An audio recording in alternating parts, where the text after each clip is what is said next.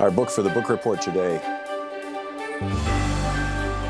Our book for the book report today is Taking Bullets, Terrorism and Black Life in 21st Century America, Confronting White Nationalism, Supremacy, Privilege, Plutocracy, and Oligarchy, a Poet's Representation and Challenge by Haki Madhubuti.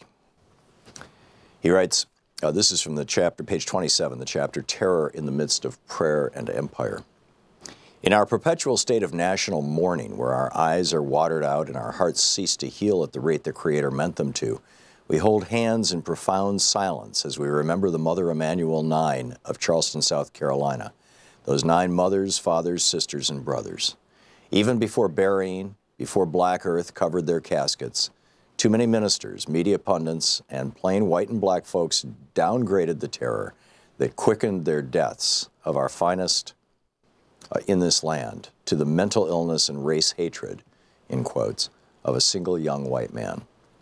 He may have acted alone, but he was not alone in his thinking, encouragement, gathering of arms, warped consciousness, confirmation, or ahistorical views, and yeses from the millions in the nation who proudly wear and display the Confederate flag above their hearts and fly it in all of its traitorous glory over a state capitol and other institutions. Again, we find ourselves at war with history and culture, entertaining another call for a national conversation on race and a president weary of trying to make sense of and comfort the grief-stricken nation with words from the highest office of the land. This was written while Obama was president.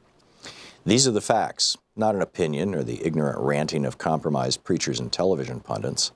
A 21-year-old white man, a citizen of South Carolina, walked into the sacred and spiritual home of the Emmanuel African Methodist Episcopal Church of Charleston, the historic home of black liberation fighter Denmark Vesey, and fatally killed 9 of its members, including the pastor, during Bible study. This was a pure act of domestic terrorism. A modern-day lynching by a young white nationalist who coolly and calmly assassinated 9 black members of Mother Emanuel. Domestic violence and acts of terrorism are on the rise in the United States, as detailed by Charles Kurzman and Daniel Schanzer in their New York Times op-ed, The Other Threat, where they state that, quote, the main terrorist threat in the United States is not from violent Muslim extremists, but from right-wing extremists, end quote. In their national research, local police agencies across the country identified, quote, the militias, neo-Nazis, and sovereign citizens as the major threat the nation faces in regard to extremism, end quote. All of this is homegrown with international connections. Morris Dees and J. Richard Cohen of the Southern Poverty Law Center also writes in the New York Times article, Racists Without Borders, that, quote, Americans tend to view attacks like the mass murder in Charleston as isolated hate crimes, the work of a deranged racist or a group of zealots lashing out in anger unconnected to a broader movement. This view we can no longer afford to indulge. When, according to survivors, Mr. Roof told the victims at the prayer meeting that black people were, quote, taking over the country, he was expressing sentiments that unite white nationalists from the United States and Canada to Europe, Australia, and New Zealand. Unlike those of the civil rights era, whose main goal was to maintain Jim Crow in the American South, today's white supremacists don't see borders. They see a white tribe under attack by people of color across the globe. The end of white rule in Rhodesia, now Zimbabwe, and South Africa, they believe, foreshadowed an apocalyptic future for all white people, a white genocide that must be stopped before it's too late. End of quote. Yeah. The internationalization of terrorism is not a foreign theory in today's social media world. Dees and Cohen will be speaking at a conference in Budapest about this transnational white supremacism that is emerging as the world grows more connected technologically. The message of white genocide is spreading.